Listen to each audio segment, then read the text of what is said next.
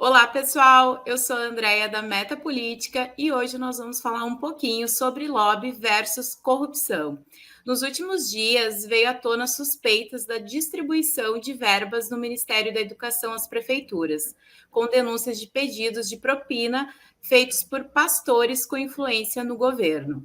A interferência dos pastores no ministério levantou discussões sobre a diferenciação entre lobby e corrupção. Nosso diretor, Jorge Misael, com vasta experiência na área de consultoria política, irá esclarecer de forma objetiva essas questões. Seja bem-vindo, Jorge. Obrigado, André. É um prazer falar contigo e todo mundo que nos acompanha aqui no canal da Meta Política. Nós que agradecemos a tua participação, Jorge.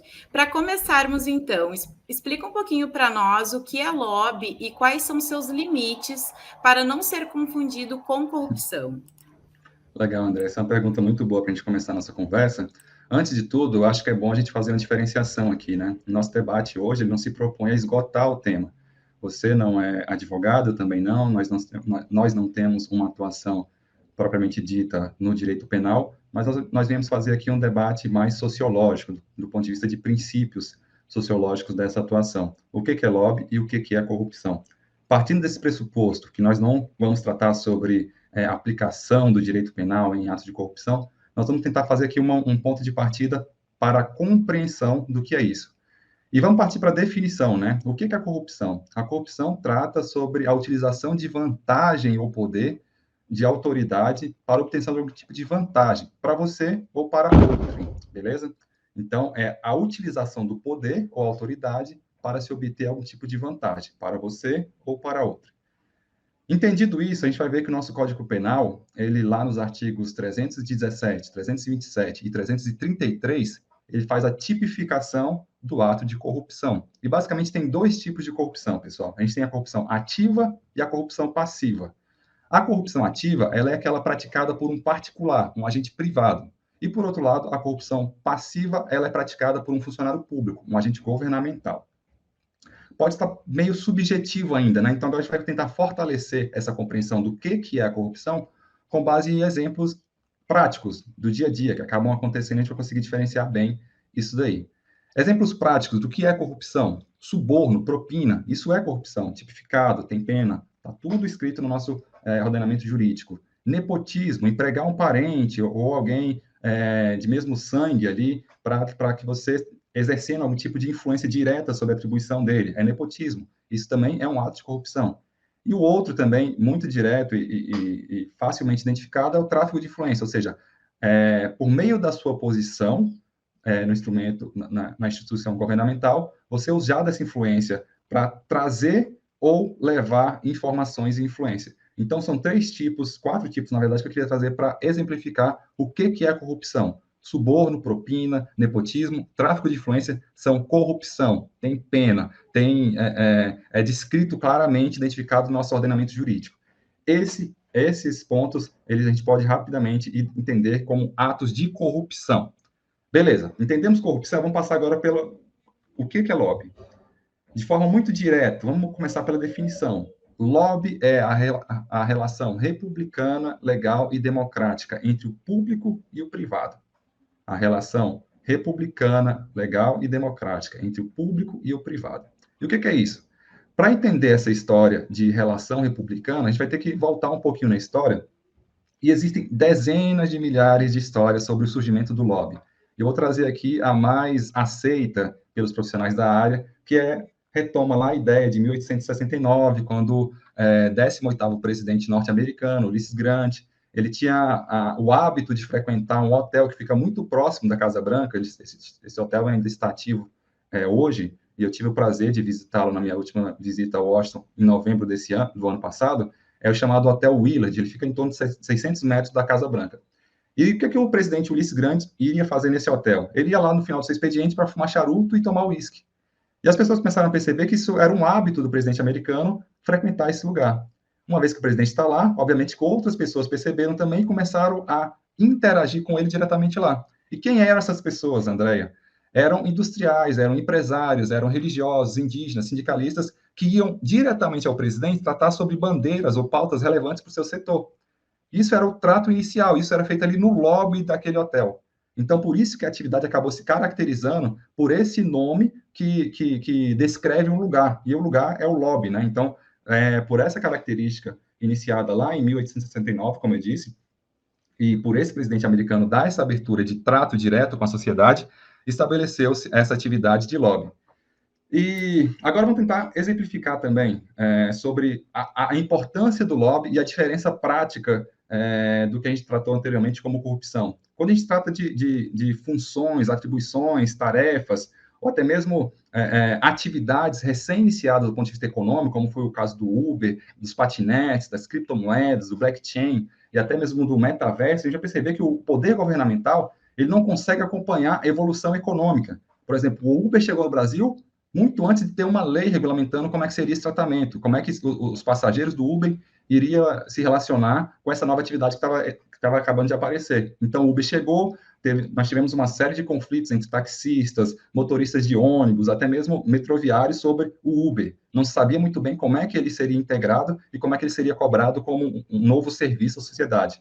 Isso passou por debates nas assembleias legislativas, cada estado, nos municípios, nas suas câmaras municipais, até que chegou o Congresso Nacional e regulamentou em forma nacional, ou seja, dentro do Brasil, o Uber pode sim operar seguindo esses normativos. Então, o poder econômico, por meio de um diálogo com o poder público, conseguiu construir uma política, uma forma de atuação que fosse legal. Sem o lobby, isso não seria possível, André. É muito importante dizer que esse debate, apesar de duro dentro do Congresso, ele é feito por meio de instrumentos democráticos, transparentes e legais. Aquele debate que exercia, e até mesmo as agressões que aconteciam entre os taxistas e os motoristas de aplicativo, aquilo não tem nada a ver com política, aquilo não tem nada a ver com democracia. A democracia, ela nada mais é do que a forma de se naturalizar as diferenças, de se regulamentar, de se reger. Eu tenho diferença contigo, você difere de mim, mas a gente vai tentar trabalhar nas nossas diferenças para chegar num consenso que seja melhor para o todo social. Então, isso aconteceu com o lobby, é um exemplo que eu queria trazer.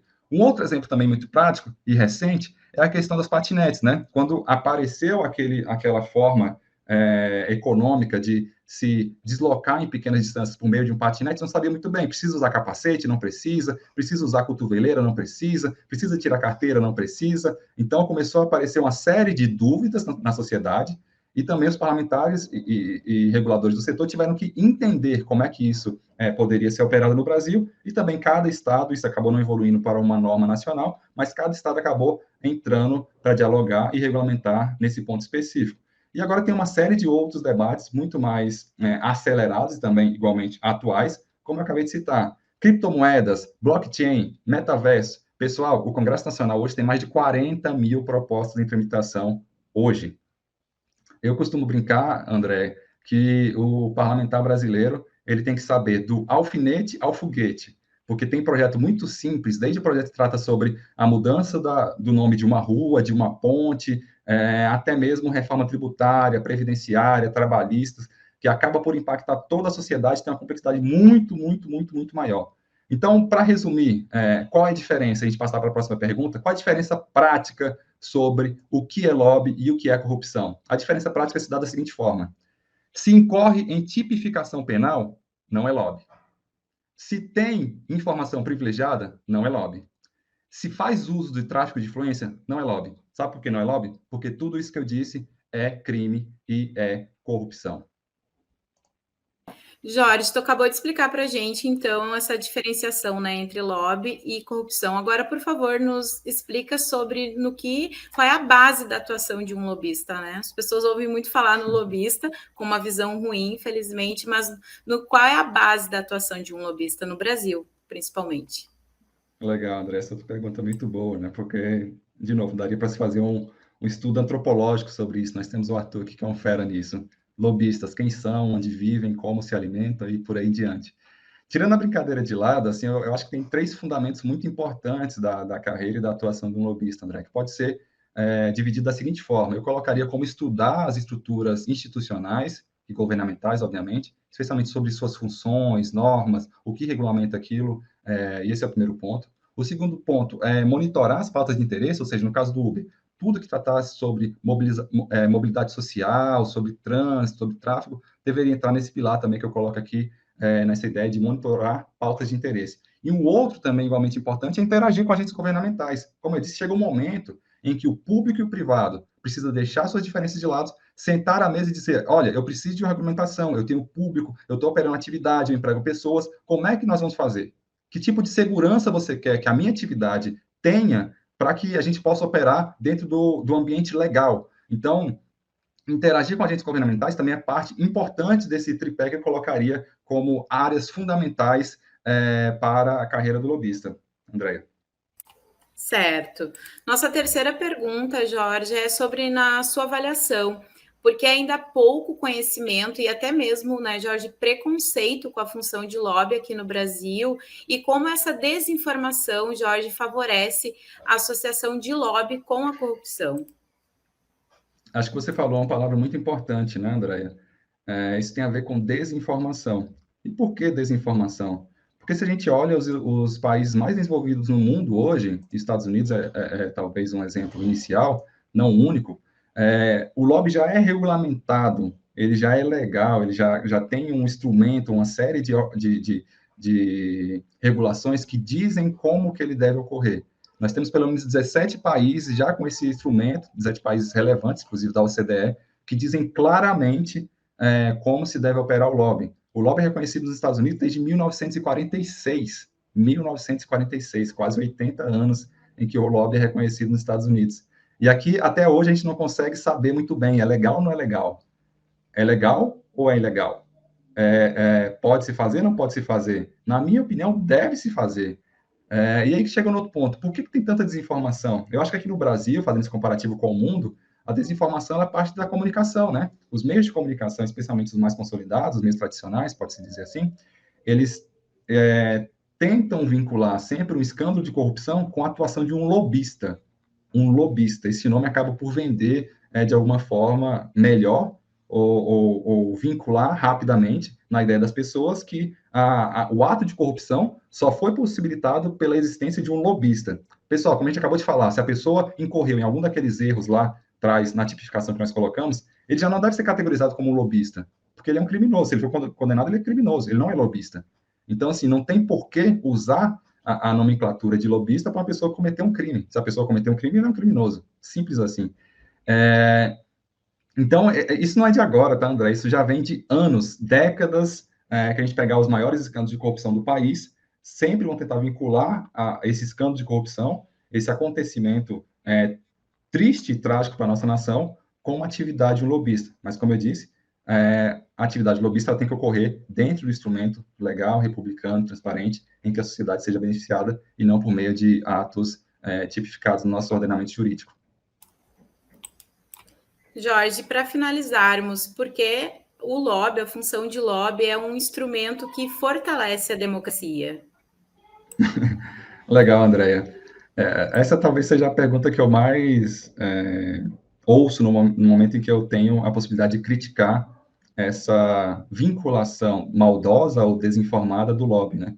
Tá, mas então por que o lobby é tão bom? Por que o lobby deveria ser exaltado, deveria ser engrandecido? Porque é o seguinte, como a gente tratou lá anteriormente, o lobby é o que vai tratar de vai tratar de equalizar as diferenças entre o público e o privado, garantir uma relação republicana e transparente entre ambos para a construção de melhores políticas públicas. Como a gente tratou lá anteriormente, o caso do Uber não seria possível sem a atuação do lobby. E qualquer outro caso que trata sobre uma esfera social maior, seja a construção de um posto de saúde, de uma escola, de uma creche, de um benefício na estrutura, na infraestrutura da sua cidade, ele não é possível sem a atuação de um lobista ou de um grupo de pressão, que pode ser categorizado também como atuação de lobby.